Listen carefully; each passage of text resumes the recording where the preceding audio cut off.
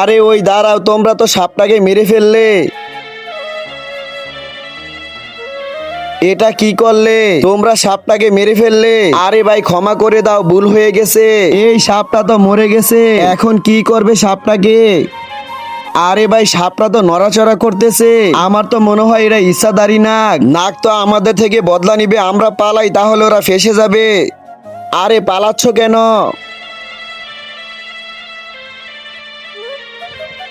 একটা কাজ করি, একটা শুকনো কাপড় দিয়ে পেঁচিয়ে ব্যান্ডেজ করে দেই। তা দেখার আগে আজকে দেখবো শয়তানকে হারিয়ে কে কে আল্লাহকে ভালোবাসে। যারা আল্লাহকে ভালোবাসে তারা ভিডিওটি একটি লাইক করে চ্যানেলটি অবশ্যই সাবস্ক্রাইব করবা। শয়তানকে ভালোবাসলে লাইক সাবস্ক্রাইব কিছুই করতে হবে না, আর কমেন্টে আল্লাহর নামটি লিখে যাও। আমাদের ক্ষমা করে দাও, আমরা মারিনি সাপটাকে। যারা মেরেছে তারা এখান থেকে পালিয়ে গেছে।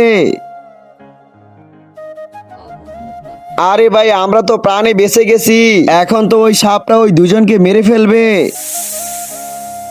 আমাদের ক্ষমা করে দাও, আমরা অনেক বড় ভুল করে ফেলেছি।